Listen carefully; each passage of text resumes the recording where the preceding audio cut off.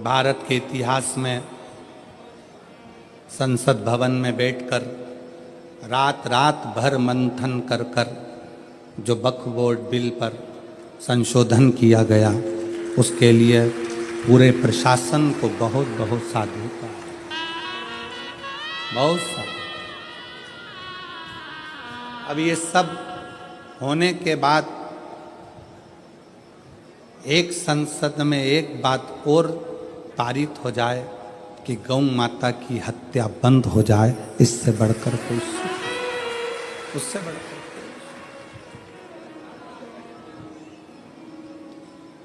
गौ माता का, देसी गाय का घृत, वेद लक्षणा गाय का एक बूंद घृत हाथ की हथेली पर लगाकर शिवलिंग के ऊपर और अशोक सुंदरी की जगह पर घर्षण करने से जो गलत विचार, गलत सोच, गलत दृष्टि, गलत भाव, ये समाप्त हो जाता,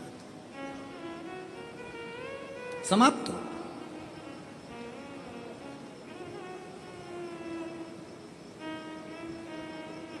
जिसने दिल से शिव की आराधना, राजा चित्ररथ ने पूछा है,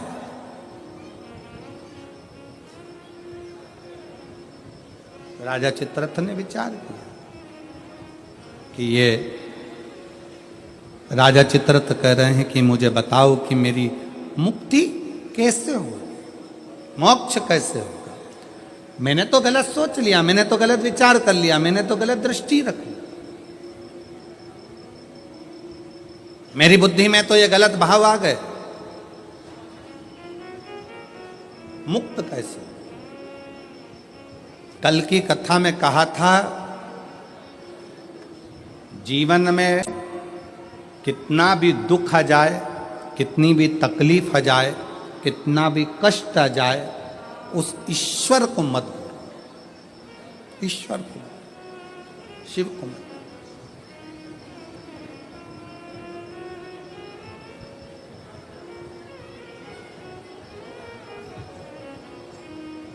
उसको हर पल याद करते हो, उसको हर क्षण स्मरण करते हो, हर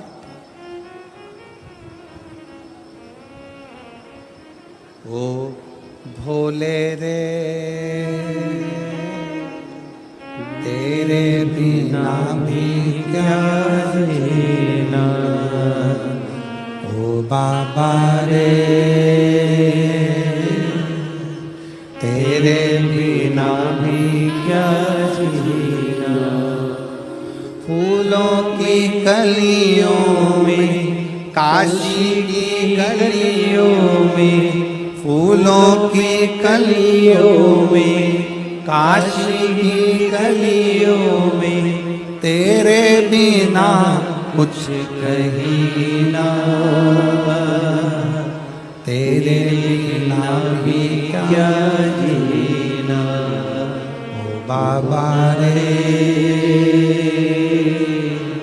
तेरे बिना भी क्या जीना, ओ शंभू रे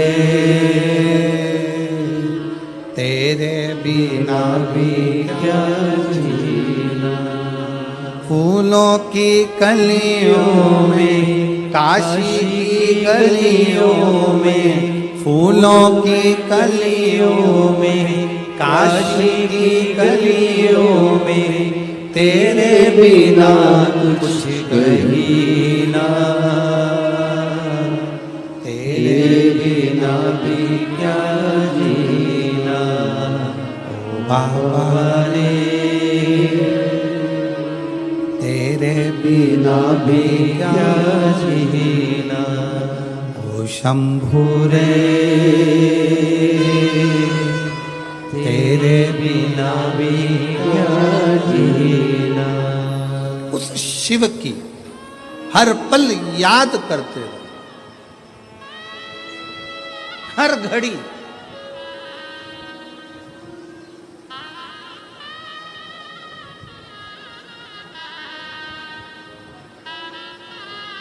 रामायण किस किस ने देखी है टीवी पर? रखो। रामायण किस किस ने पढ़ी है? रामायण किस किस ने सुनी है?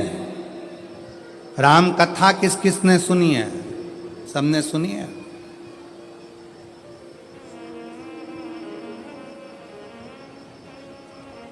राम जी पर ऐसा कौन सा दुख था जो नहीं आया? विचार करिएगा।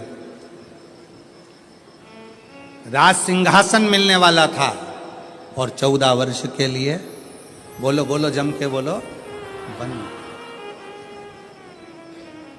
आप कहते हो थोड़ा सा दुख आ गया, मेरी दुकान नहीं चल रही, मेरी नौकरी नहीं लग रही, मेरी सर्विस नहीं लग रही, मैंने इतनी मेहनत करी, सफलता नहीं मिल रही।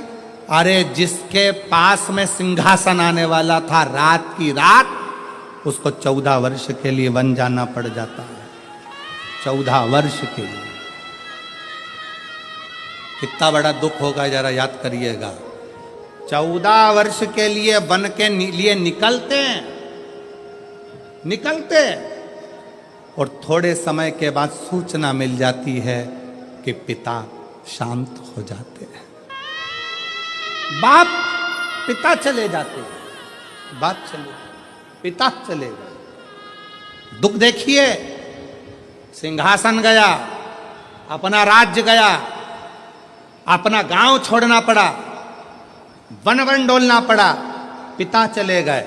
और दुख देखिए, आगे चलते हैं तो धर्म पत्नी भी चली जाती है। दुख देखिए, दुख। आप एक एग्जाम पास नहीं करते हो, माँ बाप ने आपको पाल पोस कर बड़ा करा और एक एग्जाम पास नहीं कर पाए, कोचिंग करने गए थे पुणे, कोचिंग करने गए थे कोटा, कोचिंग करने के लिए गए थे दिल्ली, कोचिंग करने गए थे मुंबई, कोचिंग करने के लिए गए थे लातूर, कोचिंग करने गए थे हैदराबाद, एक सब्जेक्ट नहीं निकल पाया, अंदर से टूट गए। और 20-25 साल के बेटे होकर, बेटी होकर, 25 साल के बेटा बेटी होकर रस्सी बांधकर सुसाइड कर लेते हो, जहर की पुड़िया खा लेते हो, पानी में डूबकर मर जाते हो। विचार करना, उस परमात्मा की जिंदगी में कितना दुख आया, हिम्मत नहीं हारी, आखिरी तक संघर्ष करते रहे, तो आखिरी में अयोध्या के राजा बनकर विराजमान हो। और आज के बेटा बेटी, जरा सा पति ने कुछ कह दिया, बहू का मुख खुल गया, जाकर मायके बैठ गई, अदालत में केस लगा दिया, इतना दुख दे रहे हैं, मेरी सास इतना दुख दे रही है, मेरे घर के लोग इतना दुख दे रहे हैं, मेरे परिवार वाले इतना दुख दे रहे हैं। अरे भगवान से प्रार्थना करना कि बहुत अच्छे लोग मिले हैं, ना जाने किस्मत में और कितना दुख लिखा होगा। दुख चाहे यहां लिखा वहां लिखा, उसको भोगना तो पड़ेगा, भोगना। अब ईमानदारी से बोलो, इतनी कथा तो आपने सुन ली, आपको भी अपने दुख के समय पर ढेर सारे महाराज मिलते हैं, ढेर सारे लोग मिलते हैं, और आप सबसे कहते हैं मेरा हाथ देखकर बता दो मेरा भाग्य क्या कह रहा है, मेरी पत्री का देखकर बता दो मेरा भाग्य क्या कह रहा है, मेरे घर का ग्रह क्या कह रहा है, मेरे जीवन में इतना दुख है। तुमसे ज्यादा राम जी को मिले थे गुरु विश्वामित्र जैसे, वाल्मीकि जैसे, गुरु बाबा, ढेर सारे आंत्री जैसे बड़े बड़े तपस्वी गुरु मिले थे।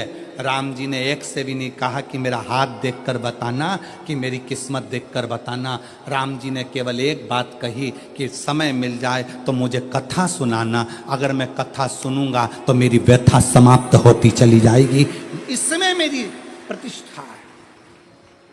राम जी ने इतने बड़े बड़े विद्वान मिले पर हाथ नहीं दिखाया, राम जी ने इतने बड़े बड़े विद्वान मिले पर अपनी पत्रिका नहीं दिखाई, राम जी ने इतने बड़े बड़े विद्वान मिले, किसी से नहीं पूछा कि मेरा दुख कैसे कटेगा, मेरी पत्नी चली गई, मेरा पिता चले गया, राज सत्ता चली गई, दर दर भटकना पड़ रहा है, 14 साल ठोकरे खा रहा हूं, मेरा भाग्य कैसे बनेगा। राम जी ने किसी से नहीं पूछा। जितने संत के दरवाजे पर राम जी जाते थे, हाथ जोड़कर संत पूछते थे क्या सेवा करें राघव, आपको क्या कहें। राम जी कहते थे बस कथा सुना दो, कथा सुना दो। क्यों? क्योंकि राम जी जानते थे दुनिया की सारी व्यथा केवल शिव कथा ही काट सकती है, इसके सिवाय कोई नहीं काट सकता।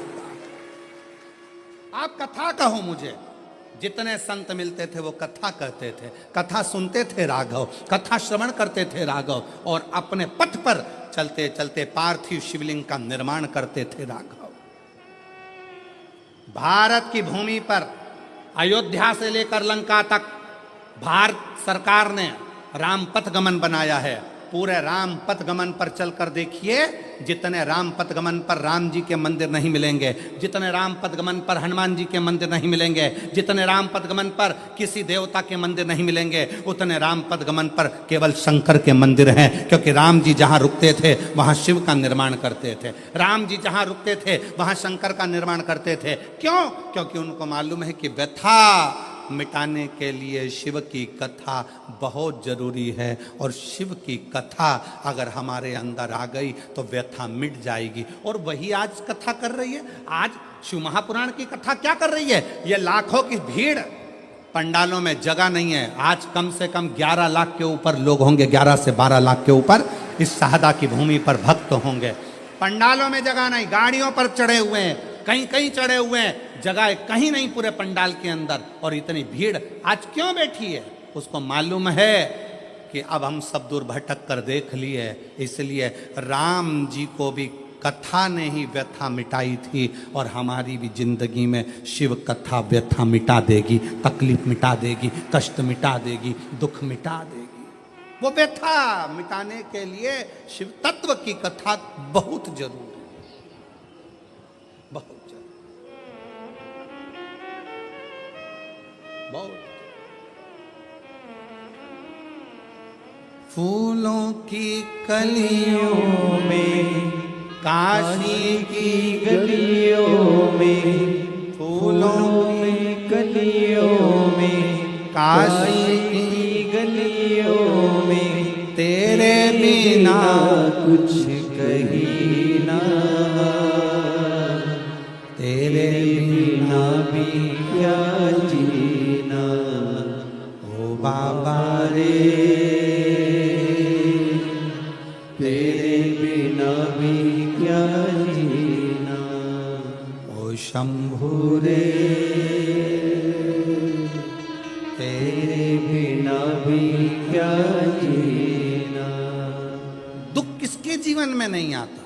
अच्छी दुकान चलते चलते बंद हो जाती है, फैक्ट्री चलते बंद हो जाती है, व्यापार चलते बंद हो जाता है, परिवार टूटने की कतार पर आ जाता है, भाई भाई का द्रोही हो जाता है, परिवार नाते रिश्ते कुटुंब कबीले सब बुरे होते चले जाते हैं। जब दुख आता है सब साथ छोड़ जाते हैं। उस दुख में ये विचार मत करना कि मुझे सुसाइड करना है, मरना है, या ये करना है या वो करना है। नहीं, दुख का सामना करना, सामना।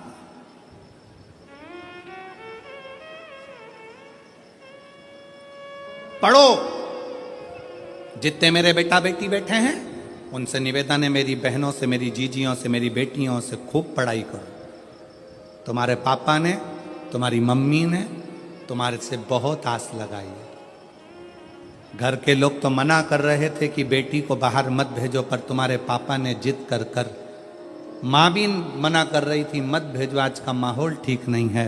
पर एक बाप का बेटी पर भरोसा कितना होता है कि अपनी बेटी को बाहर गांव पढ़ने के लिए भेज देता है। अपने बाप के, अपने पिता के, अपने पापा के भरोसे को टूटने मत देना मेरी बेटी।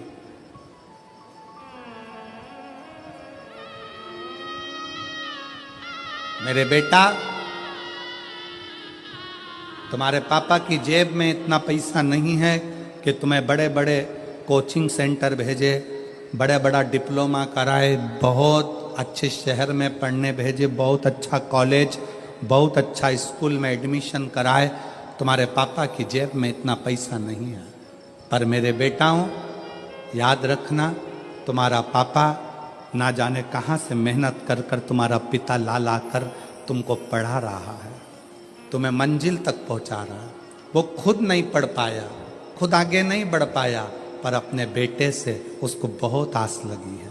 इसलिए बेटा याद रखना, खड़े होना तो सनातन धर्म की लाइन में खड़े होना, खड़े होना तो शिवालय की लाइन में खड़े होना, किसी दारू की दुकान पर मत खड़े होना।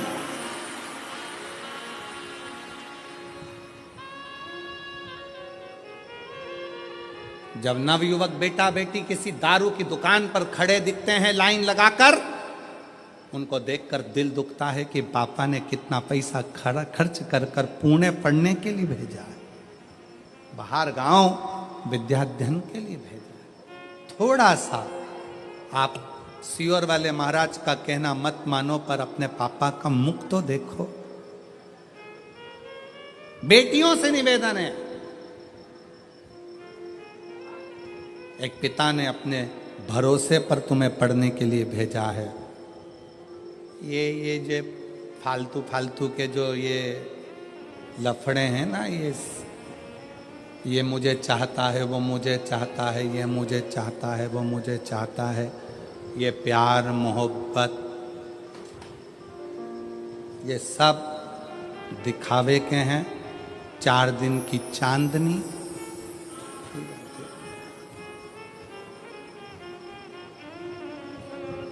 जो कहता है मैं तुझे रानी बना कर रखूंगा, घर लाते से नौकरानी बना देता। इसलिए सावधान, सावधान, सावधान। अपने पिता के अरमानों को टूटने मत दो। किसी आड़े तेड़े नत्थु खेरे की ओर तुम्हारी दृष्टि ना जाए। अपने अरमानों को, अपने पिता के अरमानों को ध्यान रखो। गलत सोच जा रहा है, गलत दृष्टि जा रही है, गलत जगह अपना मन जा रहा है, तो देसी गाय का घृत थोड़ा सा हाथ में लगाकर, भले 1 चम्मच ना हो, 1 कटोरी ना हो, आधी चम्मच भी ना हो तो 2, आधी चम्मच ना हो तो 2 बूंद ना हो तो 1। जैसे संत कहते हैं ना, 24 घंटा भजन करो, 24 घंटा नहीं कर पाओ तो 12 घंटा करो, 12 घंटा भजन नहीं कर सकते तो 6 घंटा करो, 6 घंटा भजन नहीं कर सकते तो 3 घंटा करो, 3 घंटा भजन नहीं कर सकते तो 1.5 घंटा करो, 1.5 घंटा नहीं कर सकते तो 1 घंटा, 1 घंटा भगवान को याद नहीं कर सकते तो आधा घंटा करो, आधा घंटा भगवान का भजन नहीं कर सकते तो 15 मिनट, 15 मिनट नहीं कर सकते तो 5 मिनट, 5 मिनट नहीं कर सकते तो 2 मिनट, 2 मिनट भगवान का भजन नहीं कर सकते तो 1 मिनट, और 1 मिनट में भजन नहीं कर सकते तो चुल्लू भर पानी में डूब मरो।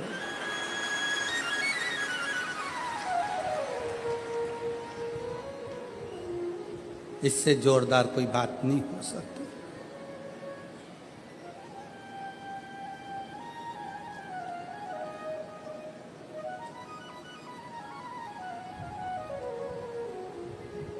कितनी 20 दिन की तैयारी देखो आप। मैं पांडवी जी को, माननीय विधायक महोदय जी को और उनकी पूरी समिति को धन्यवाद देता हूँ, बहुत बहुत धन्यवाद। और मेरे शहादा की, मेरी जीजियों, मेरे जीजाओं, मेरी बेटियों, मेरे बेटाओं और शहादा के आसपास के जितने भाई बहन जिन्होंने पानी पिलाया, जिन्होंने घर से शरबत बना कर लाए शरबत पिलाया, रसना घोल कर लाए रसना पिलाया, घर से खिचड़ी बना कर लाए खिचड़ी खिलाई।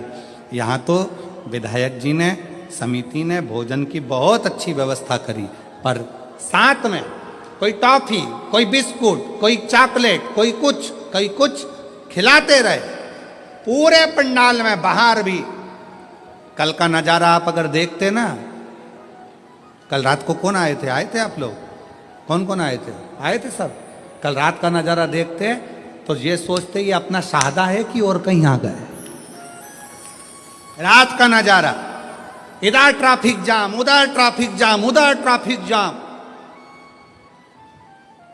और डीजे, बैंड बाजे और माताएं हरिओम में ओम समाया है और मेरा भोला शहादा में आया, और चलने दो, और नाचना और कूदना, और भोजन बांटने वाले भोजन बांट रहे, पानी वाले पानी, बिस्कुट वाले बिस्कुट। ऐसा लग रहा जैसे शंकर जी की बारात आई और हिमालय राज स्वागत करने में लगा हुआ।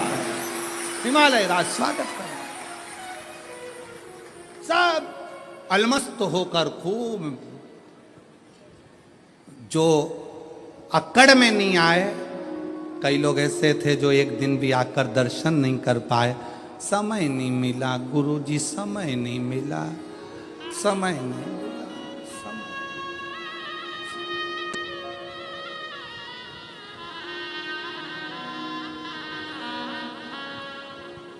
अरे भाई, इससे अच्छा समय और क्या होगा?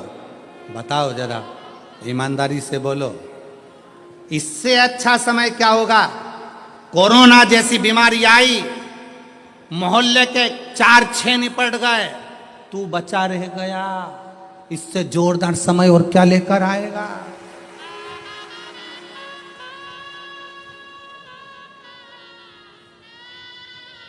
तू बचा रह गया।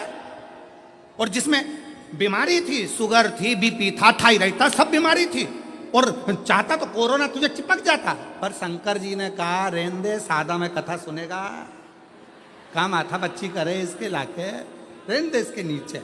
और उसके बाद भी क्या समय नहीं मिला, तो भगवान ने भी कह दिया ठीक है। इतनी जोरदार कथा का आनंद नहीं ले पाया, समय नहीं मिला। मैंने तुझे कोरोना से बचाया इसलिए था कि सादा में जब विधायक जी कथा कराए तो आ जाना, तुझे बोले कौन? अरे भाई, मौका मिले, क्रिकेटर भी इंतजार करता रहता है कि बस ऐसी गेंद आने दो, ऐसा छक्का लगाऊंगा कि बाउंड्री पार। इंतजार करता है क्रिकेटर भी। ये बल्ला लेकर खड़ा है और पीछे वाला विकेट कीपर जो पीछे खड़ा है बिल्कुल नजदीक में, पूरी फील्ड में बल्ले वाले को टेंशन किसी से नहीं रहता, पास वाले से रहता है। उसी तरह सावधान, तुम्हें बर्बाद करने वाला कोई दूसरा नहीं होगा, तुम्हारे पास वाला ही होगा।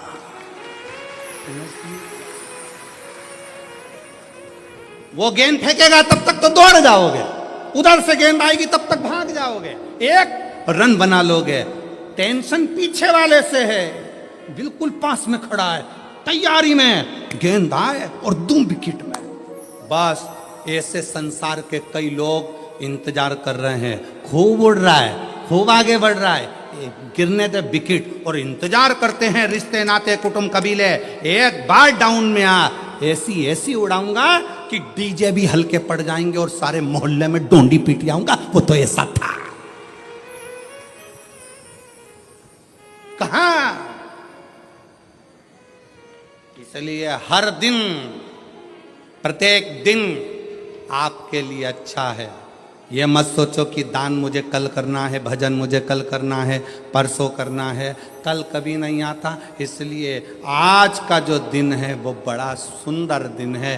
दान भी करो, भजन भी करो, कीर्तन भी करो, स्मरण भी करो, भोजन भी करो। अभी अपने दांत अच्छे हैं, सोफा सेट पूरा अच्छा है, तो चने गुड़ सब खाओ। मक्का की रोटी, ज्वार की रोटी, बाजरा की रोटी हमारे अग्रवाल जी ने रोज खवाई।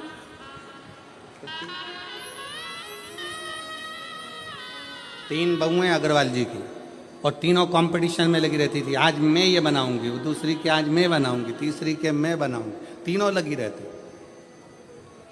इसलिए थाली में भी 3 ही तरह की रोटी आती थी, और तीनों तैयार करके आज हम ये बनाएंगे, आज हम ये बनाएंगे, आज हम ये। मौका मिली सेवा का मौका। पूरे शाहदा की एक एक जीजियों ने, शाहदा के एक एक बेटे ने धूप में खड़े होकर सेवा करी।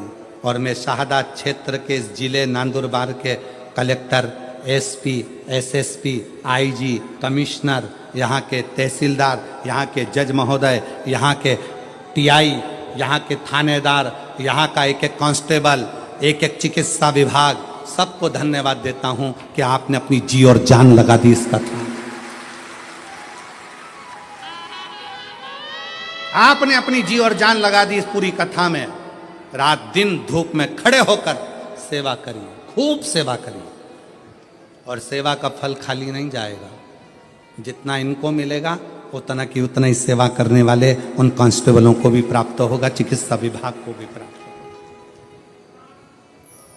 ये आपकी मेहनत है, ये आपका परिश्रम है।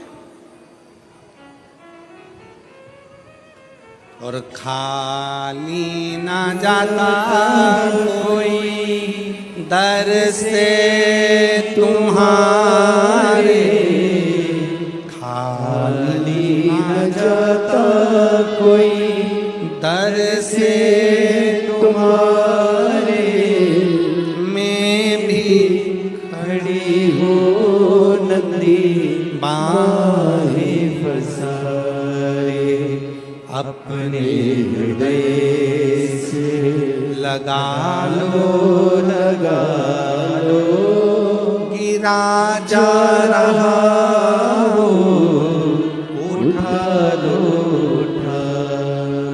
भोले अपने दर से अब तो न टालो, गिरी जा रही हो, उठा लो। एक विश्वास चित्ररथ ने पूछा। शिव महापुराण की कथा कहती है, राजा चित्ररथ का चरित्र कहता है, मैंने गलत दृष्टि से सोच लिया, मैंने गलत दृष्टि से विचार कर लिया, मैंने गलत दृष्टि से देख लिया, इसलिए अब मैं कैसे शिव को रिझाऊं, मुझसे पाप हो गया, पाप कर्म हो गया। कथा में कहा था, कितना बड़ा भी पाप कर्म हो जाए तो भी शंकर के मंदिर जाना मत छोड़ना, श्री शिवाय नमस्तुभ्यम बोलना मत छोड़ो, अपने दरवाजे पर भी स्टिकर चिपका दो। कौन सा? श्री शिवाय नमस्तुभ्यम। हो सकता है कि मेरी जिंदगी में मैंने बहुत पाप किया हो, गलत कृत्य किया हो, पर ये घर तेरा है, गाड़ी पर लिखा दिया श्री शिवाय नमस्तुभ्यम, ये गाड़ी तेरी है, मेरा नहीं, मेरा नहीं। अपना नाम लिखोगे तो वो तो कहीं पर भी छूट जाएगा। लोगों ने लिख दिया अपना खुद का नाम कमला फार्म हाउस, फिर लिख दिया बिमला निवास, शादी करी तो अंगूठी में लिख दिया वी, गले में पेंडिल बनवाया तो उस पे लिख दिया के कमला। मेला घूमने गई तो हाथ पे लिखवाई आई कमला बाई, लिख दिया। हम मरी, शरीर भी यहीं, पेंडिल भी यहीं, अंगूठी भी यहीं, फार्म हाउस भी यहीं, कुछ भी लेकर नहीं गई। तो जिसका नाम था उसका लिख दो, हरि विट्ठल का है, विट्ठल का ही रहेगा, राम का है, राम का रहेगा, कृष्ण का है, कृष्ण का रहेगा, शंकर का है, शंकर का रहेगा। मेरा अपना कुछ नहीं, कुछ नहीं। वो एक लाइन गुनगुनाते हो ना,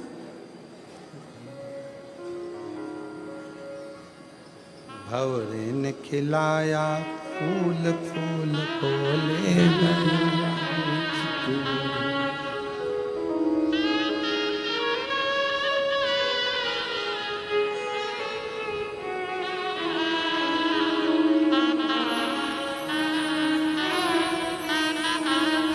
उड़ गया, शरीर गया, सब पड़ा की पड़ा रह गया।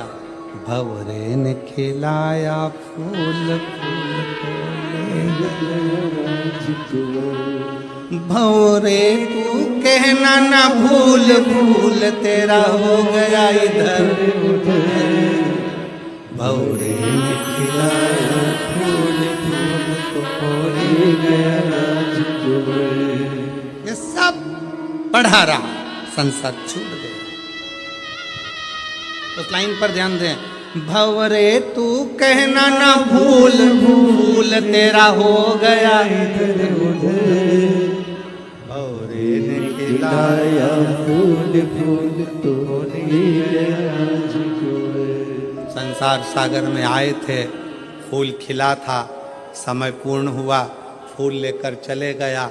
जितनी फूल की सुगंध थी संसार सागर में दे सकते थे, दे दो। देव।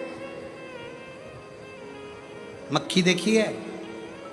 अरे बोलो तो जम के। मक्खी देखी है? अच्छी जम के बोलो। देखी है?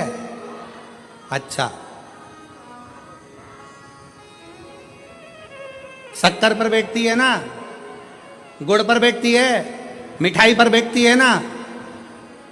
रात के समय पर शक्कर का डिब्बा खोल कर रख दो, रात के समय पर गुड़ का डिब्बा खोल कर रख दो, रात के समय पर गुलाब जामुन खोल के रख दो, रात के समय पर रसगुल्ला खोल के रख दो, मक्खी आएगी? नहीं। मक्खी बहुत समझदार होती है। रात में मक्खी कभी नहीं आती, दिन में आती है। इसलिए मक्खी दिन में शक्कर के डब्बे के पास आती है, मक्खी दिन में गुड़ के पास आती है, पर मक्खी रात में नहीं आती। और यही शिव महापुराण की कथा कहती है, जब आपके दिन अच्छे होते हैं तो कोई तुम्हारे दरवाजे पर हाथ फैलाने आता है, अंधेरे में कोई नहीं आता। जब बुरे दिन होते हैं तब कोई नहीं, कौन आएगा? मक्खी दिन में आती है शक्कर खाने, मक्खी दिन में आती है गुड़ खाने। रात के समय डब्बा खोल के रख दो, मक्खी नहीं आएगी। आपके अच्छे दिन हैं तो लोग आएंगे, काका जी हमारे को जरा बेटे की फीस जमा करना है, भैया भूख लगी है, दादा प्यास लगी है। आपके दिन है इसलिए आ रहे हैं। आपके दिन नहीं होंगे ना, रात होगी ना, कोई नहीं आएगा। जब आपके पास में कुछ नहीं होगा, कौन मांगने आएगा? कौन रिश्तेदार, कौन नातेदार, कौन कुटुंब, कौन मोहल्ला, कौन आएगा? दिन है तो लोग आ रहे हैं। अगर आज कोई तुम्हारे को कुछ कह रहा है, सुनो, क्योंकि आज आपका दिन है। कोई आपसे मांग रहा है तो समझ लेना कि आज आपका दिन है कि लोग आपसे मांग रहे हैं। मक्खी दिन में आती है, रात में नहीं। उसी तरह अपने भी अगर कुछ मांगने आते हैं ना, जब तुम्हारे पास कुछ होता है तो आते हैं, नहीं तो कौन आएगा? किसके यहाँ आएगा? राजा चित्ररथ,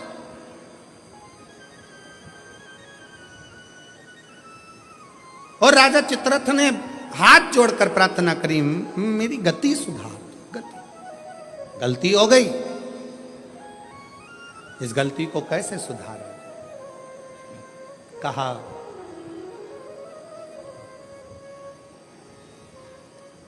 एक दिन भूलवश,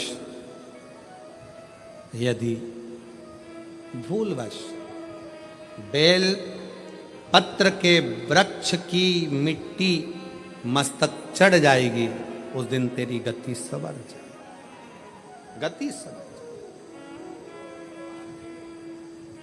तेरा दुख समाप्त, दुख मिट जाएगा। महाराज शिव कथा कह रही है, भगवान शंकर का चरित्र कह रहा, शिव पुराण कह रही है। बृहस्पति बाबा का अपमान इंद्र की सभा में हो गया। देवगुरु बृहस्पति का अपमान। राजा इंद्र इतनी सत्ता में डूबा हुआ था, इतने वैभव में डूबा हुआ था, इतने आनंद में डूबा हुआ था कि गुरु भी आए तो सम्मान नहीं कर पाए। और जगत का जितना गुरु है वो शिव का एक रूप है। जगत में जितने माता पिता हैं वो शिव का एक रूप है। जगत में जितने बच्चे हैं वो शिव का एक रूप है। जगत में जितने जीव हैं सब शिव का एक रूप है, सब शिव का।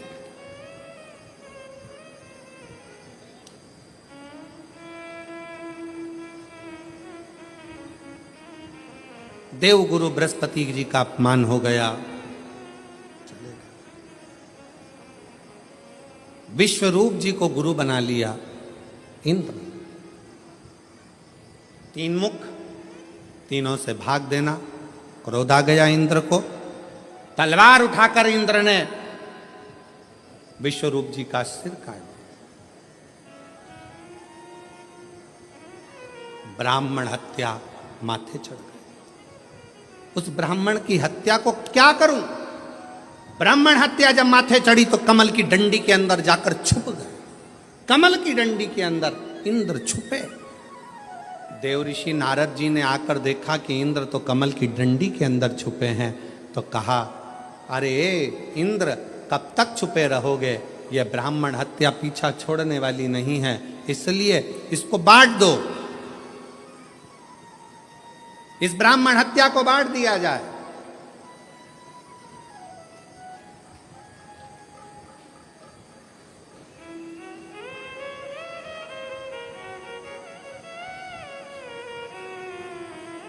पाप कैसे बंटता है? पाप को बांटते कैसे? एक समझने वाला प्रसंग है। पाप को कैसे बांटा जाता है? इस ब्राह्मण हत्या को बांटो, पाप बांटा कैसे जाए? शिव महापुराण का एक संवाद आता है, एक राजा ने ब्राह्मणों का भोजन रखा, संतों का भोजन रखा, नगर में भोजन रखा, भोजन बन रहा था, खीर तैयार हो रही थी। तैयार होते होते खीर, इतनी देर में एक चील उड़ती उड़ती आई, सांप को पकड़ा लेकर चली। वो सांप खीर में गिर गया, उसका विष खीर में पड़ गया। खीर में पड़ा, किसी का स्मरण नहीं हुआ। जितने संत भोजन कर रहे थे वो सब मर गए,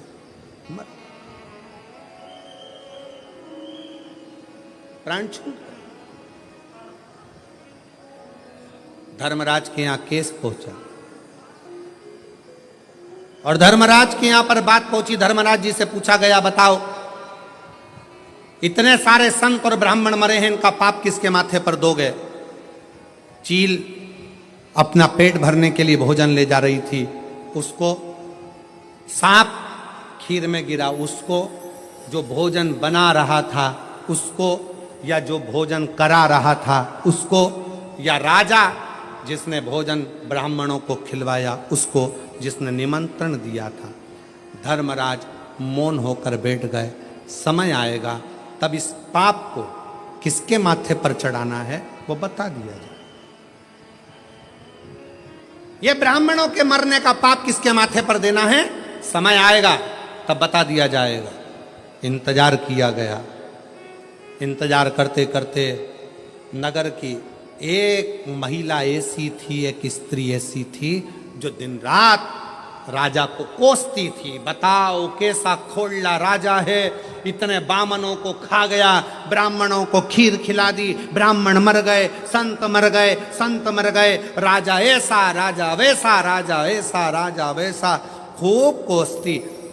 अब फिर धर्मराज से पूछा, अब बताओ कि ब्राह्मणों के मरने का, संतों के मरने का पाप किसके माथे पर रखना है?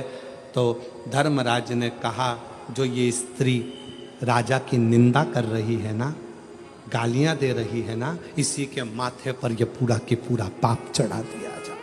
पूरा पाप, पूरा। ऐसी गलती हम लोग भी करते हैं,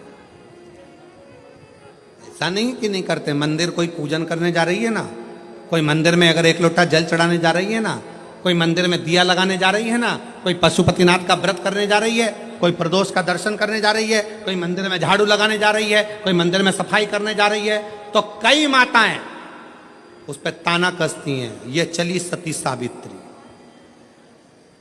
ये देखो ये चली, इतनी बंठन के जाने की जरूरत क्या है, मंदिर जा रही।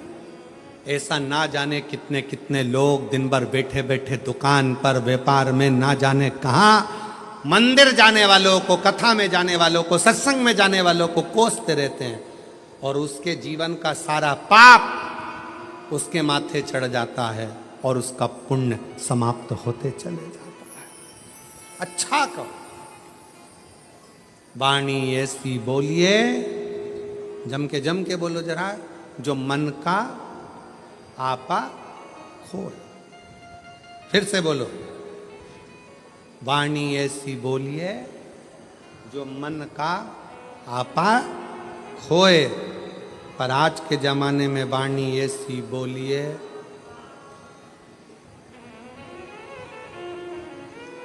जो मन का आपा खोए।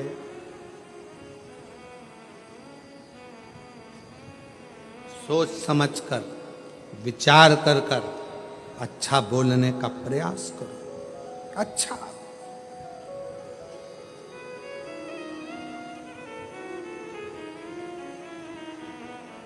इंद्र पूछ रहे हैं भगवान नारद जी से, बताओ इस ब्राह्मण हत्या को कहां बांटा जाए, इस ब्राह्मण की हत्या को कहां बांटे? उत्तर दो।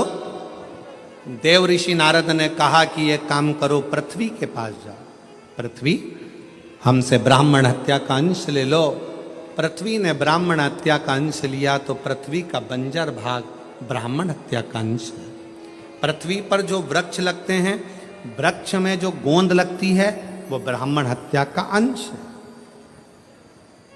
इसलिए तुम्हारे बहू के यहाँ संतान हो, उसे गोंद का लड्डू खिलाओ, मना नहीं है, पर जन्माष्टमी का कार्यक्रम हो या रामनवमी का कार्यक्रम हो, भगवान के प्रसाद में गोंद नहीं डालना चाहिए। गोंद का लड्डू भगवान को भोग नहीं लगता। गोंद की मिठाई भगवान को भोग नहीं लगती, क्योंकि उसमें ब्रह्म हत्या है। फिर कहा इस ब्राह्मण हत्या को मैं कहां दूं? तो नारद जी ने कहा जल को दो। जल नारायण ने हाथ जोड़कर पूछा क्या बात है इंद्रदेव? इंद्रदेव कहते हैं ब्राह्मण हत्या लीजिए, हम आपको कल कल करते बहाते रहेंगे। जल देव ने ब्राह्मण हत्या ले ली। जल के ऊपर का फेन ब्राह्मण हत्या का अंश। सनातन हिंदू धर्म में एक नियम पहले से चला आ रहा है, लोग उसको समझते नहीं है कि हमारे यहाँ अगर कोई संत, कोई गुरु, कोई ब्राह्मण, कोई साधु, सन्यासी, तपस्वी, साधक, उपासक जब भोजन करने के लिए आते हैं, सबसे पहले भोजन की थाली रखने से पहले पानी का गिलास भरा जाता है। क्यों भरते हैं? अगर पानी के गिलास में बुलबुला रह गया, पानी के गिलास में अगर पानी का फेन रह गया, पानी का एक बुलबुला भी अगर पानी के गिलास में रह गया, जब तक भोजन आएगा तब तक ये पानी का बुलबुला समाप्त हो जाएगा, तो भोजन करने वाले को ब्रह्म हत्या का दोष नहीं लगेगा। इसलिए जल के ऊपर जो बुलबुला होता है, जल के ऊपर जो फेन होता है, जल के ऊपर जो फेन रहता है, ये ब्रह्म हत्या का दोष है, ब्रह्म हत्या। फिर तीसरा अग्नि को दिया, हे अग्निदेव आप हमसे ब्राह्मण हत्या का दोष ले लो। अग्नि ने पूछा क्यों? तो कहा हम आपको निरंतर प्रज्वलित रखेंगे। अग्नि ने ब्राह्मण हत्या का अंश लिया। अग्नि की जो नीली लपट रहती है, अग्नि की जो पीली लपट है, पीले कलर की जो लो है, वो देव भाग है। और यज्ञ करते समय जब ब्राह्मण यज्ञ करवाते हैं, प्राण प्रतिष्ठा करवाते हैं, बड़े बड़े हवन करवाते हैं, तो आपने ब्राह्मणों को देखा होगा आहुतियां छुड़वाते हैं। आहुतियां छोड़ते समय ओम ब्रह्मवे स्वाहा, नारायणाय स्वाहा, स्वाहा स्वाहा स्वाहा, इतने लोग जब आहुतियां देते हैं तो आगे अग्नि की लपट बहुत ऊंची जाती है। जैसे ही अग्नि की लपट ऊंची जाती है, चतुर विद्वान अपने पास में दूध दही मिलाकर रखता है, उसमें से एक लोटा भरता है और यज्ञ अग्नि में डाल देता है। हवन करने वालों को खुशी क्या होती है कि इतनी तेज आंच हो गई, पर ब्राह्मण देखता है, विद्वान देखता है, आगे अगर ज्यादा ऊंची जाएगी, उसमें नीली लपट आ जाएगी, नीली लपट आ गई तो उसमें ब्राह्मण हत्या लग जाएगी, यज्ञ खंडित हो जाएगा। यज्ञ करता ब्राह्मण ये देखता है अगर इसमें नीली लपट आ गई तो हमारी प्राण प्रतिष्ठा, हमारा यज्ञ, हमारा अनुष्ठान खंडित हो जाएगा। इसलिए आहुति देते समय ब्राह्मण अग्नि पर ध्यान देता है।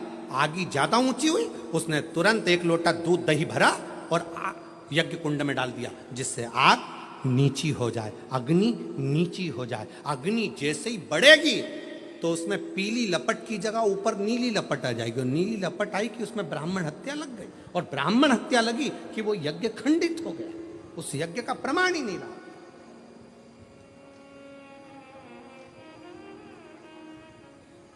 सीमित अग्नि, अग्नि को दिया ब्राह्मण हत्या का अंश अब किसको दूं नारद?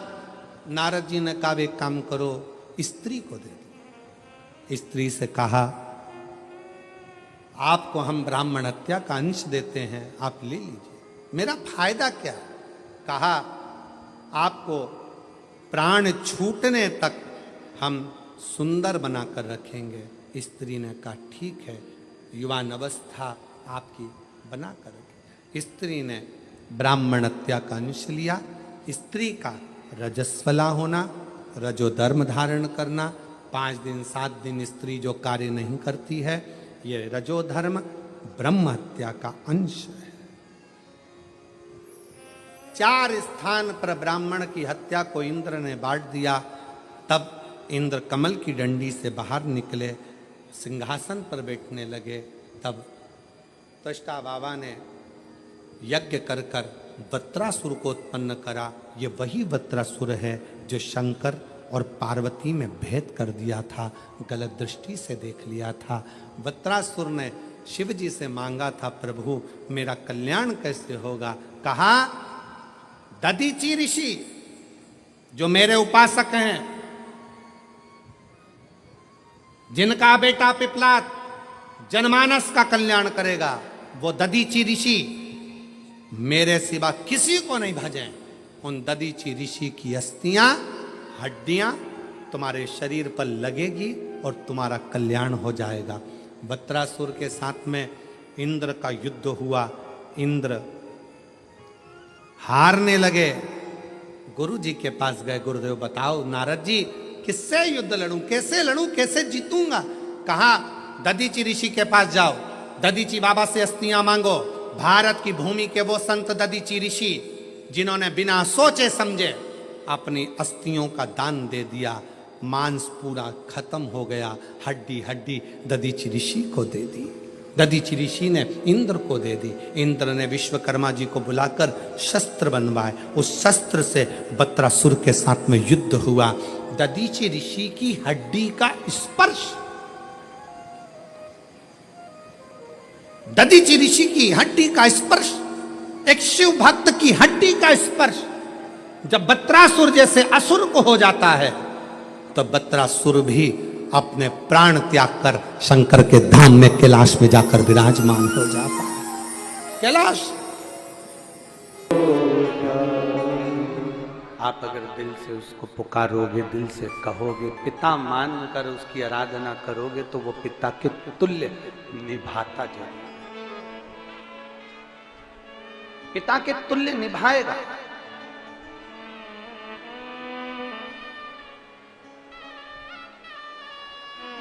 बाप अपनी बेटी का दर्द नहीं देख सकते, माँ अपने बेटे का दर्द नहीं देख सकती, माता पिता अपने बच्चों का दर्द नहीं देख सकते।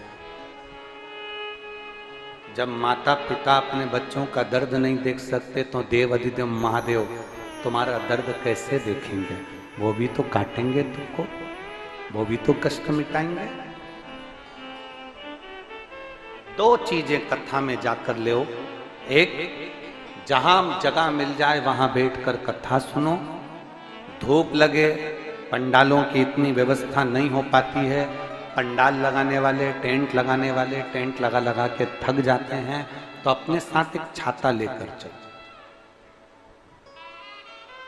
2 पानी की जम के बोलो जरा बोतल, बिछाने की दरी अपने साथ लेकर चलो।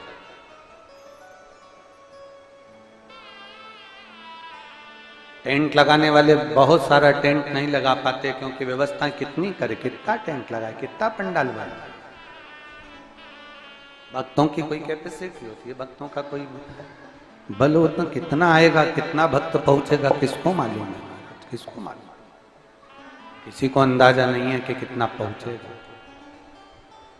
अपने साथ। और 2 चीजें, मंदिर में जाओ तो 2 चीजें लेकर अवश्य आओ, और शिव पुराण में जाओ तो 2 चीजें लेकर अवश्य जाओ। पहले नंबर पर शंकर की कथा और अपने अंदर विश्वास कि मेरे महादेव की मैंने कथा सुनी है, अब मैं भटकूंगी नहीं। सारी दुनिया में मैंने ठोकर खा ली, अब कहीं ठोकर नहीं खाऊंगी, अब तो दरवाजे पर महादेव के जाऊंगी, बाकी की दूसरा, कथा में बैठी हूं बाबा के इस रज को, ये रज नहीं है, ये धूल नहीं है, ये मेरे बाबा के कैलाश 12 ज्योतिर्लिंग का चंदन है, इसको मस्तक चढ़ाऊंगी अपने हृदय से। शिव कथा में जाओ तो 2 चीजें, भगवान शंकर की कथा में ये 2 चीजें धारण करो। दूसरा, शंकर के मंदिर में जाओ तो 2 चीजें अवश्य लेकर आओ। एक, शंकर जी पे चढ़ा हुआ जल अपने लेकर अवश्य लाते हो आप लोग? हाथ उठाओ जरा, रख लो, बहुत बढ़िया, प्रणाम आपको, सभी को नमन। 2 बूंद जल लेकर आओ, पगला नहीं पियो तो उस जल को अपने घर में छींट दो।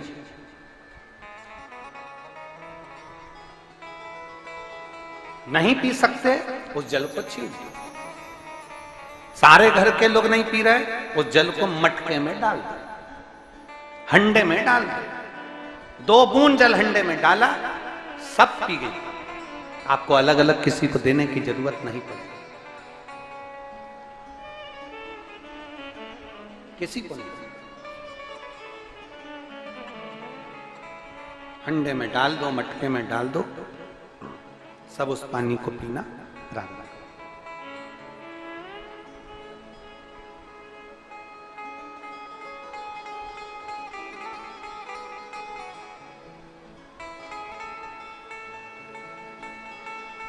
उस जल के महत्व को जो जान गया, एक पत्र है,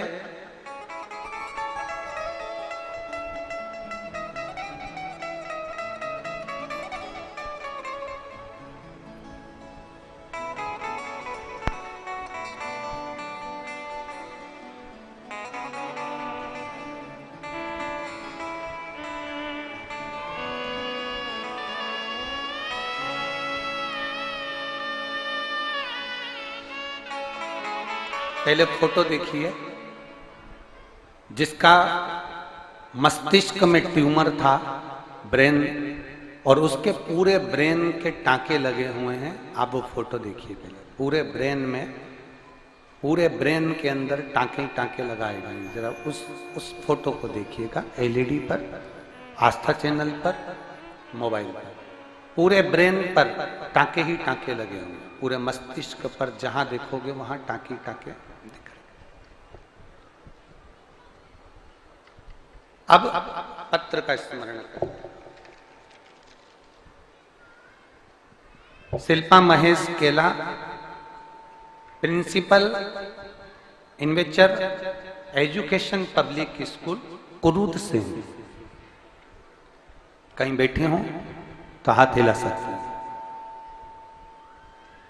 Shilpa Mahesh Kela, principal Inventure Education Public School, Kurud से हूं।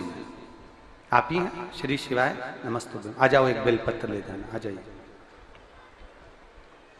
गुरुजी, मुझे सन 2022 में ब्रेन हेमरेज हो गया। मैं रायपुर के नारायण हॉस्पिटल में 22 दिनों तक आईसीयू में थी। मेरा ब्रेन का पहला ऑपरेशन हुआ। मेरा बीपी 20 दिनों से 200 के नीचे नहीं हो रहा था। ऑपरेशन कर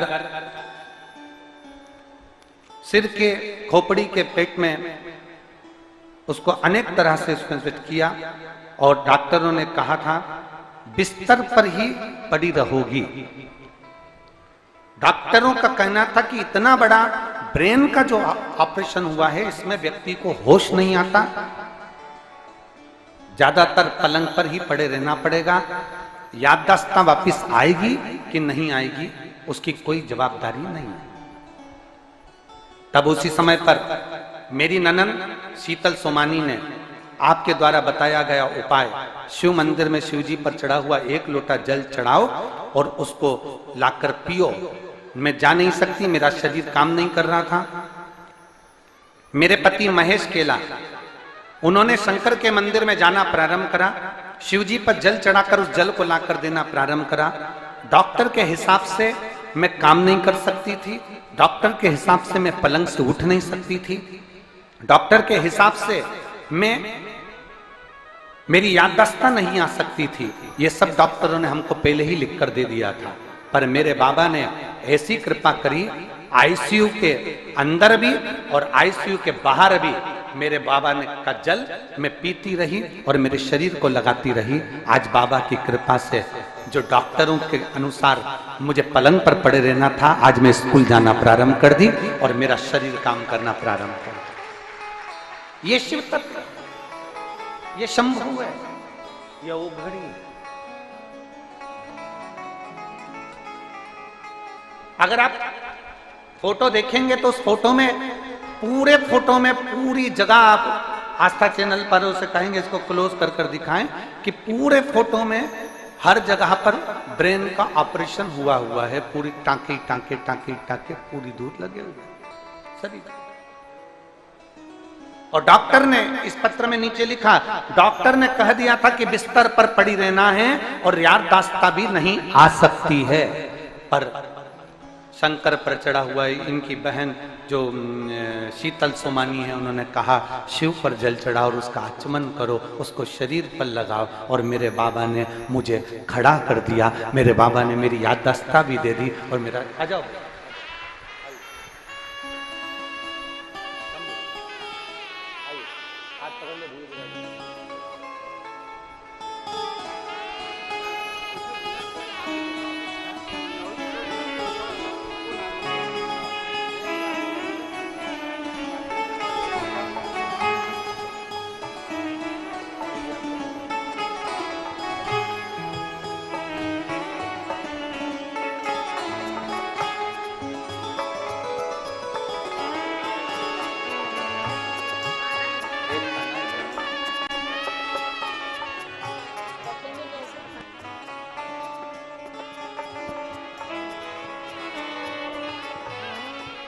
और रिश्ता तेरा मेरा सबसे प्यारा, रिश्ता तेरा मेरा सबसे प्यारा, तू मेरा बाबा, मैं हूँ तेरा लाला, मैं हूँ तेरा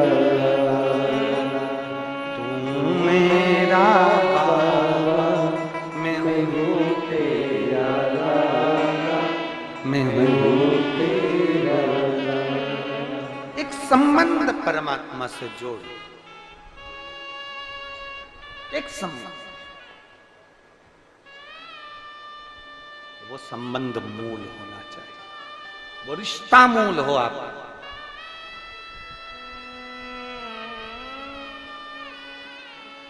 हमसे लोग कहते हैं गुरुजी हमारे कुरुद में कथा हो रही है, कोई कहता है हमारे अमलेश्वर में कथा हो रही है। हम उनसे कहते हैं तुम्हारे अमलेश्वर में कथा नहीं हो रही है, तुम्हारे कुरुद में कथा नहीं हो रही है। मेरे देवाधिदेव महादेव, कुछ दुख भरे होंगे जीव कोई, उनके लिए मेरा महादेव कुबेर भंडारी सीहोर से चलकर यहां पहुंचा है।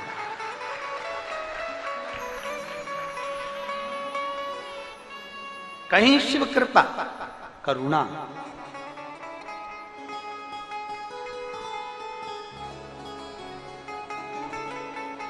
एक बार माता उमा ने भगवान महेश से एक प्रश्न किया।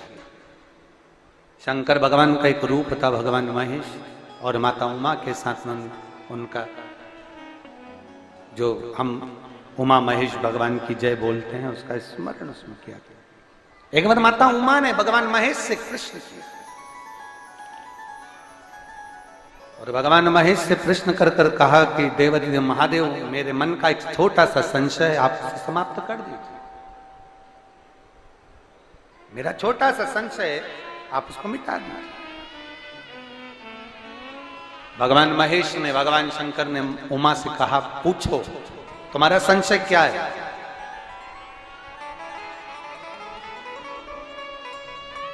तुम्हारे भीतर का संशय बताओ, संशय है क्या?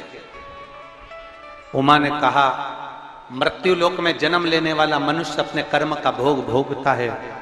देवदेव महादेव, अपने कर्म का भोग संसार में जन्म लेने वाला मनुष्य भोगता है।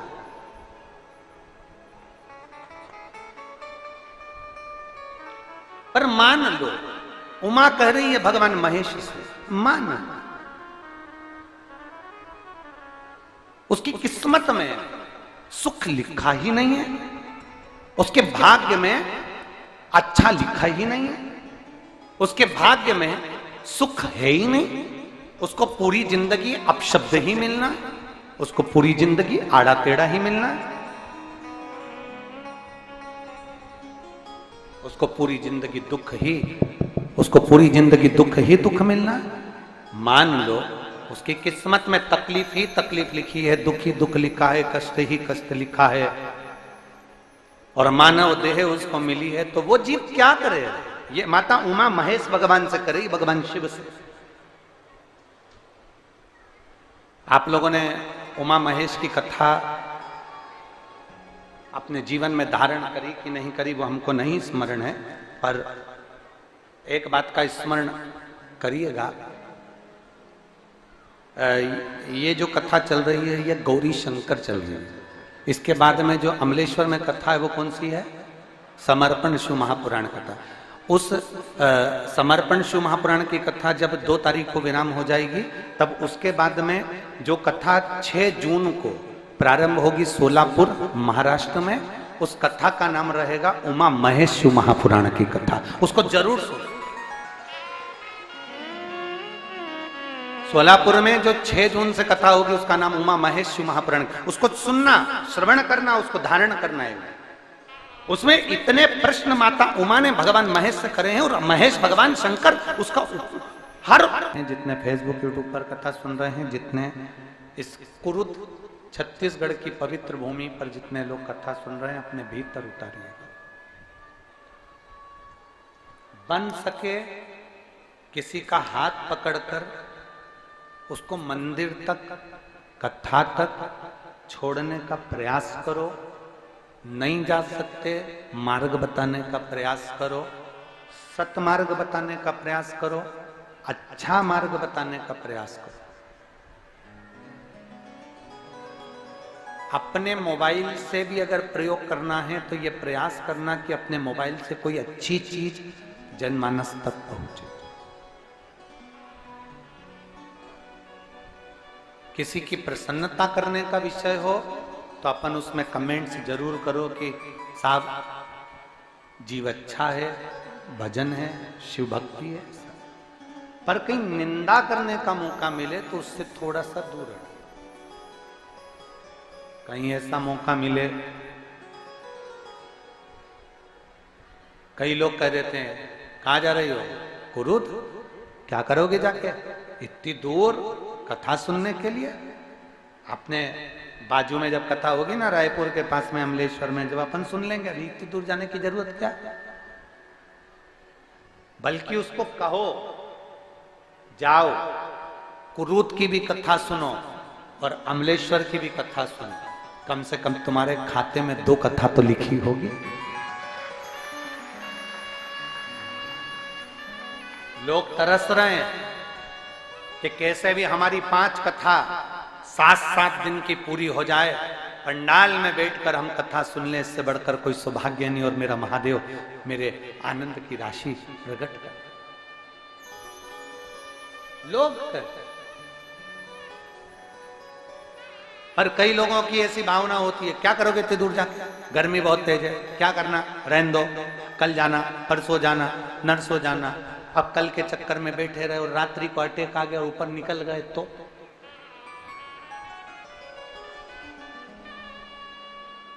साथ देती नहीं ये किसी का, क्या भरोसा है इस जिंदगी का। इस जीवन का क्या भरोसा?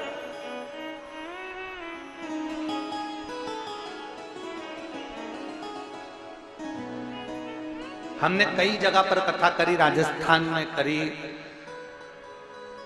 झारखंड में करी, उत्तर प्रदेश करी, गुजरात करी, मध्य प्रदेश करी, पंजाब, हरियाणा, कई कई प्रदेशों में कथा करी। कई जगह पर, कई स्थानों पर मंत्रिमंडल भी आया, मंत्रियों ने भी कथा सुनी, उनकी अर्धांगिनियां आई, उनने भी कथा सुनी।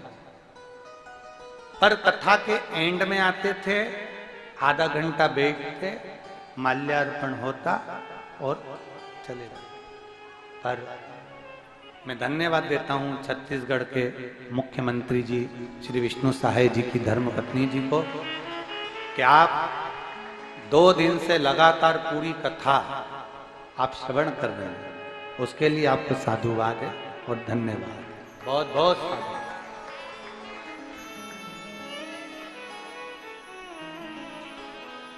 सहजता से, और इसी को सरलता कहते हैं कि जैसे में तैसे रंग में रमो, सत्संग में आए, सत्संग के रंग में रंगो। कोई वीआईपी कल्चर अपने भीतर नहीं होना, कोई वीआईपी कल्चर। एक भीतर से भक्ति का भाव प्रकट करे, भीतर से। और यही साधुता होना, यही सस्ता होना। मेरे भोले बाबा यही देखते हैं कि भोलापन किसमें है, उसी को पकड़कर, हाथ पकड़कर आगे बढ़ा देते हैं और उन्नति की सीढ़ी पे चढ़ा देते हैं। मेरा शंभू देखता ही है। और फिर निवेदन करेंगे, झुकना जीते की पहचान है और अकड़ना मुर्दे की शान है। अकड़ता मुर्दा है, जो ज्यादा अकड़ में रहे ना तो समझ लेना थोड़े दिन का मेहमान है, मर चुका है, तो निपट गया, अब तो दिख रहा है कि अकड़ना नहीं, सहज, सरल, सहजता में अपनी जिंदगी को जीने का प्रयास। सहज। हमें माननीय विधायक महोदय श्री चंद्राकर जी को भी मैं धन्यवाद दूंगा कि आप भी आए हैं, सरलता में, आनंदता में, सारी व्यवस्था को देखते हुए कथा का रसपान ग्रहण कर रहे हैं। उसकी साधुता है, बहुत बहुत। तो ये अपने भीतर सरलता आना चाहिए, अपने भीतर सहजता आना चाहिए। और जब तक अपने भीतर सरलता और सहजता नहीं है, तब तक मेरे शिव को मिलन ही नहीं होगा। बहुत कठिन, बहुत कठिन।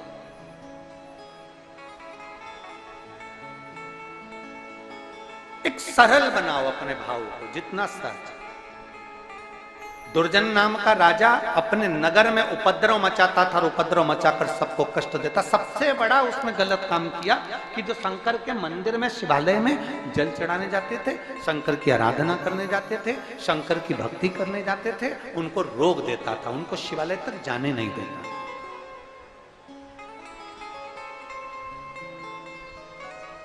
वहां तक पहुंच ही नहीं पाता। धीरे धीरे दुर्जन नाम के राजा के प्राण छूट गए। प्राण छूटने के बाद फिर वो एक नगर का राजा बन गया। हमारा कोई पुण्य फल पूर्वजों का रहा होता है तो हमको अच्छी कुर्सी मिलती है, अच्छी सत्ता मिलती है, अच्छा वैभव मिलता है। भगवान बार बार मौका देता है, भगवान बार बार मौका देता है, अच्छा वैभव देता है। दुर्जन नाम का राजा फिर राजा बन गया, उसने फिर गलत कृत्य किया, भजन कीर्तन बंद करवा दिए। फिर धीरे धीरे धीरे धीरे धीरे फिर वह असुर प्रवृत्ति में और होता गया। राक्षस की योनि मिल गई, असुर की। 25 जन्म उस राजा के हुए और 25 बार असुर बनकर पैदा हुआ। और फिर एक बार जब 25वां जन्म हुआ तो वो ब्रह्म राक्षस बन गया। अब वो ऐसा राक्षस बन गया कि कोई अगर भजन कीर्तन करता दिखता था तो उसको उठाता और निचोड़कर उसका रक्त पी जाता और उसको खा जाता, उसके मांस को खींच खींच कर खाता और हड्डियों को पटकता। ब्रह्म राक्षस। देखा, अब ये ब्रह्म राक्षस बनकर भटक रहा था। भटकते भटकते वन में पहुंचा। वन में पहुंचा तो वहां वामदेव ऋषि एक ऋषि हुए हैं जिनका नाम है वामदेव। वामदेव ऋषि बैठकर भगवान की भक्ति कर रहे थे, शंकर की आराधना में डूबे हुए थे। वामदेव ऋषि का एक नियम था, शंकर के मंदिर की भस्म को अपने तन पर धारण करते थे और सत्संग में बैठ जाते। हमने पहले भी कथा में कहा, जो स्त्री पुरुष बच्चा बूढ़ा युवान शंकर जी के मंदिर में जाकर लोटा भर के जल चढ़ाकर उस जल में से थोड़ा सा जल लेकर आचमन कर ले और अपने ऊपर अपने शरीर पर अगर लगा ले, तो हम पहले भी कथा में कहे हैं कि दुख उसके करीब में नहीं आ सकता, दुख उससे दूर भाग जाता, कष्ट उससे दूर रहेगा, ये निश्चित है।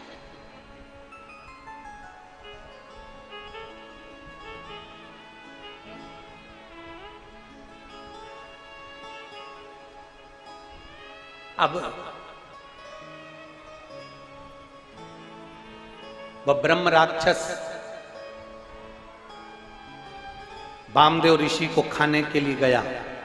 वामदेव ऋषि के शरीर पर शंकर जी पे चढ़ी हुई भस्म लगी हुई थी और इसने सोचा मेरे को भोजन मिला है। इसने वामदेव ऋषि के हाथ का मात्र पकड़कर स्पर्श किया, खाने के लिए उसको उठाया, खाने के लिए। और जैसे ही उठाया उतनी देर में हाथ की भस्म उस ब्रह्म राक्षस के शरीर पर थोड़ा सा स्पर्श कर गई। स्पर्श करते से वो ब्रह्म राक्षस की योनि से छूट गया, असुर योनि, असुर योनि से छूट। भगवान वामदेव ऋषि के चरणों में पड़ गया और वामदेव ऋषि से कहते हैं, महाराज आज मेरी असुर की योनि छूट गई। वामदेव जी ने पूछा ये कैसे हो सकता है? उसने कहा कौन थे तुम? तो कहा मैं दुर्जन नाम का राजा था, असुर प्रवृत्ति का था, मेरी प्रवृत्ति अच्छी नहीं थी, मैं लोगों को कष्ट दिया करता था, इसलिए मैं असुर बन गया था, राक्षस बन गया था। राक्षस तो बन गया था, पर मैंने किसी एक ब्राह्मण के मुख से सुना था, अगर एक दिल्ली की एक बहन आई है,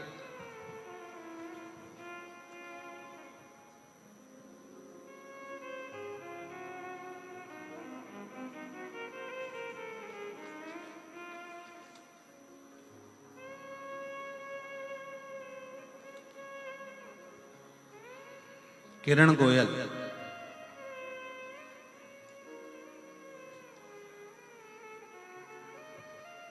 मैं हिसार न्योली कला की न्योली कला के निवासी हूं। मैं श्री दिल से गोपाल जी कांडा जी का, गोविंद जी कांडा जी को मैं धन्यवाद देती हूँ कि हरियाणा की कहीं बैठी है, कहाँ बैठी है, आ जाओ एक बेलपत्र ले जाना। आ जाओ। मैं दिल से श्री गोपाल कांडा जी को, श्री गोविंद जी कांडा जी को धन्यवाद देती हूं। हम कहीं जा नहीं सकते, पर इतना विश्वास भरोसे के साथ हम शिव महापुराण की कथा सुनते हैं। गोपाल जी आप कथा यहाँ करा लेते हो ना, हम जैसी बहनों के ना जाने कितना कितना कृपा आप कर देते हो, जो हमारे दिल की मुराद पूर्ण हो जाए। मैं प्रणाम करती हूँ आप जो पंडाल में बैठकर कथा श्रवण करने का हमको सौभाग्य प्राप्त हुआ। हम कहीं जा नहीं सकते, आ नहीं सकते, पर शिव के आश्रित होकर, और मैं गोपाल जी गोविंद जी आपको कहूंगा इस चीज के लिए, भले ये व्यासपीठ आपकी तारा बाबा की कुटिया में बहुत कथा होती है और बहुत विद्वान बहुत बड़े बड़े संत साधु गुरुजन, बहुत बड़े बड़े संगीतकार और बहुत बड़े बड़े सेलिब्रिटी यहाँ आते होंगे, पर ईमानदारी की बात बताऊं, मेरे शंकर जैसा कोई सेलिब्रिटी नहीं संसार, मेरे शिव जैसा नहीं संसार।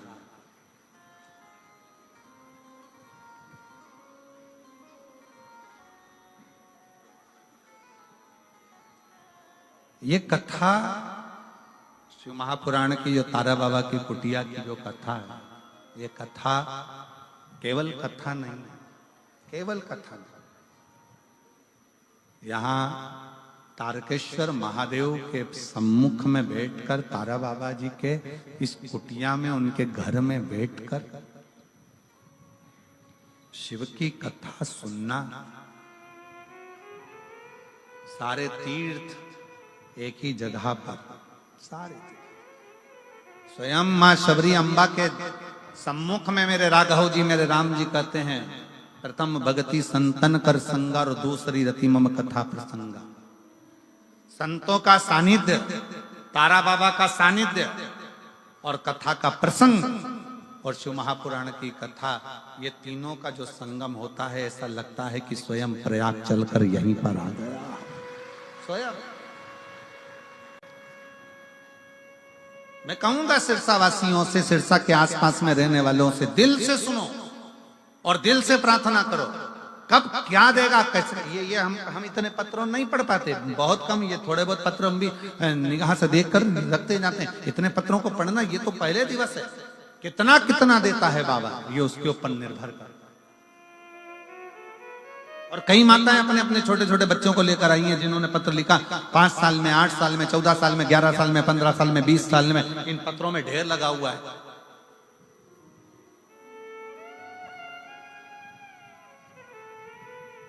आने वाले समय में सरकार हमारे पीछे पड़ जाएगी। हम तो जनसंख्या निरंतरण रोकने की कोशिश कर रहे हो, तुम बढ़ाने की कोशिश कर रहे हो। तो ये शिव तत्व नहीं तो और क्या है, शंकर का गुणगान नहीं तो और क्या है, शिव की भक्ति नहीं तो और क्या है।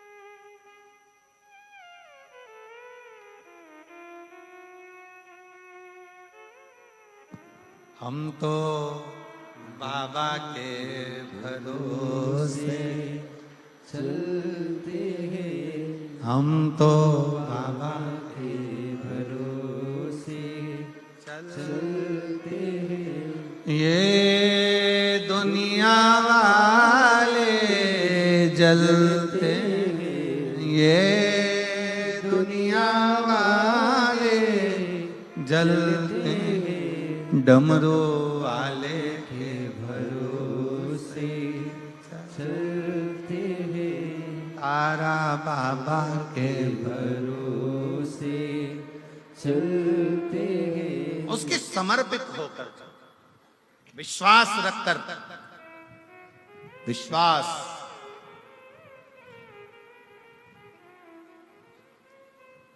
भागवत किस किसने सुनी है?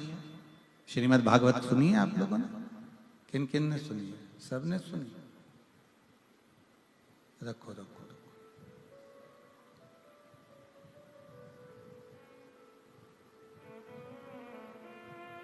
भागवत में एक प्रसंग आता है,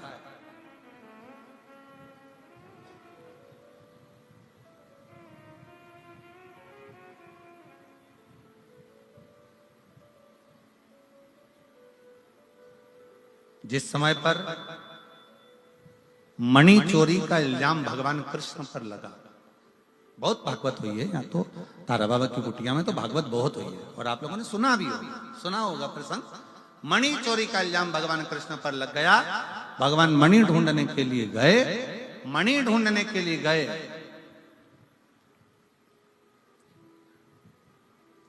तो एक भालू का पुत्र, जामवंत का पुत्र उस मणि से खेल रहा। सुना है ना प्रसंग? जम के तो बोलो। आजकल सिरसा वालों ने बोलना बंद कर दिया है क्या?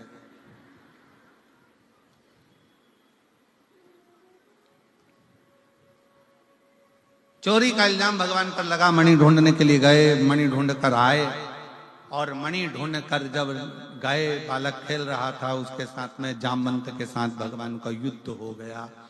और युद्ध हुआ तो भगवान जामवंत ने भगवान द्वारका नाथ के सम्मुख में अपना हाथ जोड़कर प्रार्थना कर कर कहा, प्रभु मैं आपको पहचान गया और मेरा निवेदन स्वीकार करो, मेरी बेटी का विवाह मैं आपके साथ करना चाहता हूं। भगवान स्वयं चिंता में पड़ गए। चिंता।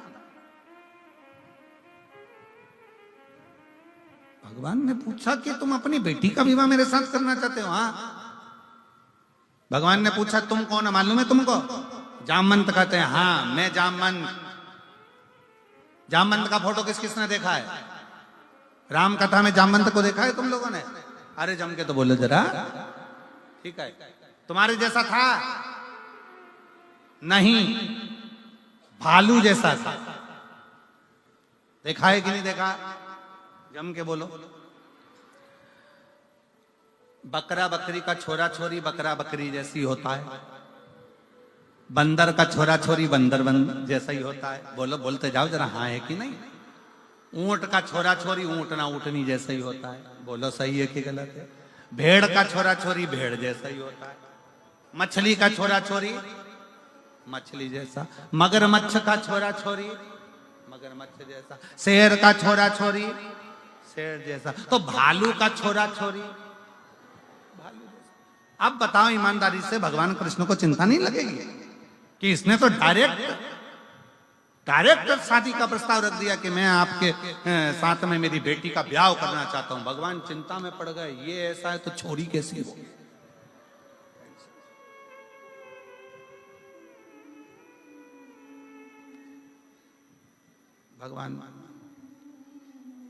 भगवान बोले मैं 24 घंटे तो पहले मैं सोचूंगा फिर ब्याह करूंगा। बस तो फिर मैं डायमंड भी नहीं दूंगा, वो जो हीरा था वो रख लो। ठीक है। भगवान बैठे शांत चुप नमन। भगवान ने कहा ठीक है मैं विवाह करने को तैयार हूं, पहले लड़की देखूंगा। ठीक है चलो। अब जो जामवंती को देखने के लिए भगवान गए, अब भालू की छोरी थी, कोई अपने जैसी तो होगी नहीं। बड़े बड़े चेहरे पर बाल, लंबा मुंह, हाथ पैर पे बाल, नख बड़े, भयंकर सा स्वरूप। भगवान ने मन में सोचा ये मेरे लिए थी, मेरे।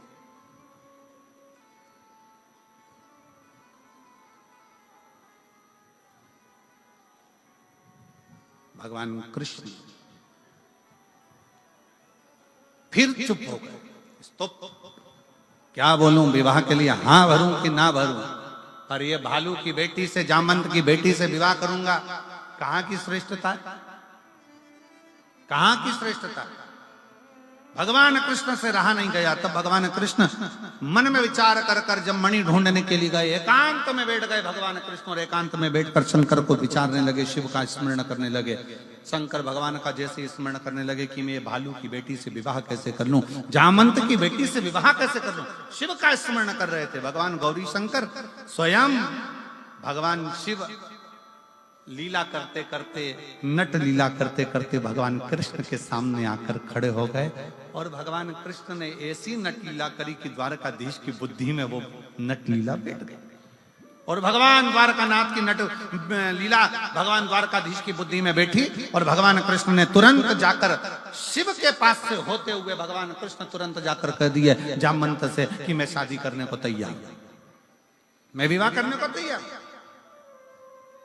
पर मेरी एक शर्त है, मेरी वो शर्त को तुम स्वीकार करो। जामवंत ने पूछा कौन सी शर्त है? शर्त यह है कि लड़की अपना चेहरा जब तक मैं नहीं बोलूं तब तक ना दिखा, उसका पूरा शरीर ढका होना चाहिए, उसका एक अंश भी दिखना नहीं चाहिए। जामवंत ने अपनी बेटी जामवंती से कहा बेटा तेरा जो मन था, राम जी का दर्शन तूने किया था और तूने कहा था कि मैं राम जी से विवाह करना चाहती हूँ, तो राम जी ने कह दिया था मैं एक पत्नी व्रत का पालन कर रहा हूँ, इस समय नहीं करूंगा, पर अगला मेरा कृष्ण अवतार होगा तब मैं विवाह करूंगा। तो वो विवाह करने को तैयार हैं, पर उनकी एक शर्त है कि तू अपना चेहरा मत दिखाना, अपना शरीर मत दिखाना, पूरा कपड़े में ढक कर रखना। तो कहा ठीक है मैं तैयार। जामवंती ने लॉन्ग लहंगा पहना, लंबा, पूरा शरीर ढका, सिर पे पूरा पल्लू ढककर, पूरा चेहरा ढककर और पूरा शरीर ढककर, पूरा शरीर ढककर जामवंती का मंगल विवाह भगवान कृष्ण के साथ हुआ। अब भगवान कृष्ण लेकर सीधे द्वारकापुरी में पहुंच गए और उन्होंने जो शंकर जी ने आज्ञा करी थी, जो शिव जी ने ज्ञान दिया था, वो आज भगवान कृष्ण निभा रहे हैं। जैसे ही द्वारकापुरी में पहुंचे और रुक्मणी जी को मालूम पड़ा, रुक्मणी जी को लगा कि भगवान कृष्ण आए, रुक्मणी जी आरती की थाली लेकर आई। भगवान की आरती उतारने के लिए जैसे ही पहुंची, पहुंचते से ही रुक्मणी जी ने क्या देखा कि इनके पास में कोई स्त्री है। और देखते से ही रुक्मणी जी ने थाली नीचे रखकर पूछा, ये कौन है? भगवान बोले, ये मेरी अर्धांगिनी है, मेरी पत्नी। तो रुक्मणी जी बोली, मैं कौन हूं? भगवान बोले, तू भी है, तू भी है। आपने विवाह करा? हाँ। रुक्मणी जी ने कहा, चेहरा दिखा तेरा। भगवान ने कहा था, जब तक नहीं बोलूं मुंडा मत दिखा, चेहरा दिखा तेरा। जामवंती जी चेहरा ना दिखा। रुक्मणी जी ने पूछा द्वारकानाथ से, प्रभु ये अपना चेहरा क्यों नहीं दिखा रही है? भगवान ने कहा, बहुत सुंदर है, इतनी सुंदर, इतनी सुंदर। रुक्मणी जी बोली, मुझसे ज्यादा सुंदर है? भगवान बोले, तू तो उसके पांव की धूल नहीं लगे, वो इतनी सुंदर। प्रभु आप मेरा अपमान कर रहे हो। भगवान बोले, अपमान की बात नहीं है, सुंदर बहुत है। अब मैं देखती हूं। रुक्मणी जी ने हाथ से उसके चेहरे को देखने के लिए उसका पल्लू हटाया, उसने जम के पकड़ लिया। देखा ना, रुक्मणी जी को गुस्सा आ गया। थाली में से जल का पात्र उठाया, हाथ में जल लिया। मैं श्राप देती हूं कि जितनी सुंदर मैं हूं, बस तू उतनी सुंदर रह जा।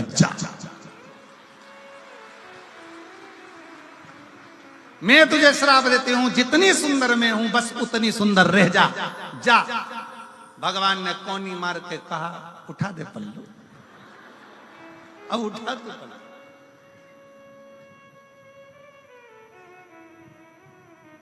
शिव क्या करता है? शिव ये करता है, शिव डायरेक्ट नहीं देता, थोड़ा घुमा फिरा कर देता है, पर देता बहुत अच्छा, देता बहुत। और जामवंती का चेहरा रुक्मणी जैसा हो गया, सुंदर हो गई। जामवंती बड़ी सुंदर दिखी। और जो जामवंती ने अपना चेहरा दर्पण में देखा, तो सबसे पहले द्वारकानाथ के चरण पकड़ लिए। रे द्वारकाधीश, गजब का काम करा, एक भालू की छोरी के इंसान बना दिया। एक जामवंत की बेटी को एक मुझे इतना सुंदर बना दिया। द्वारकानाथ कहते हैं, जामवंती ये मैंने नहीं करा, मैं तो तुम्हारा जब विवाह का प्रस्ताव आया तो सोच में पड़ गया कि एक भालू की बेटी से, जामवंती से कैसे शादी करूं। तब मैं बैठकर शिव का भजन कर रहा था। शिव ने नट लीला कर कर मुझे ये दर्शन दे दिया, और वो दर्शन का फल ये मिला कि आज तो रुक्मणी जैसी सुंदर हो गई। तब जामवंती ने कहा, अब मैं किसी से भी कहूंगी, कोई भी चीज मांगूंगी तो किसी दूसरे से नहीं, देवाधिदेव महादेव से मांगूंगी।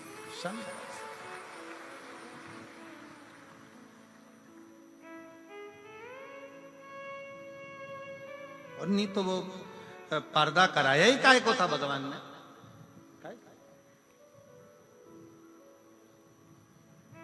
वही रहता, पर्दे में रहने दो,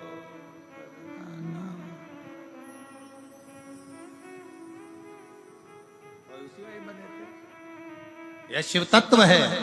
भगवान शंकर की भक्ति है, शिव का स्मरण है, शंकर का मंत्र जाप, शंकर का नाम जाप। दुनिया के लोगों को लगता है भगवान हमारी नहीं सुन रहे, दुनिया के लोगों को लगता है भगवान हमारी कब सुनेंगे। सुनता है, थोड़ा समय लगता है, समय लगेगा पर देगा। एक पत्र है, देखिए,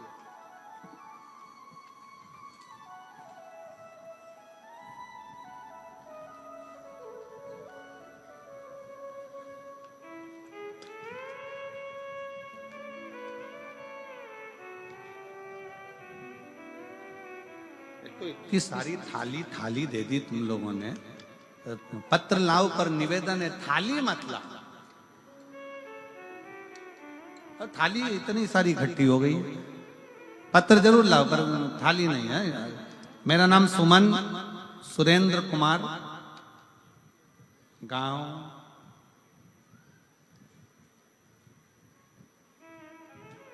अब तुम पढ़ के बता दो दादा, हम पढ़े सो तो गड़बड़ हो जाए। बिश्नोई जंदबाला बिश्नोई पाला पान। तुम पढ़ लिए ना? अरे बोलो तो जम के।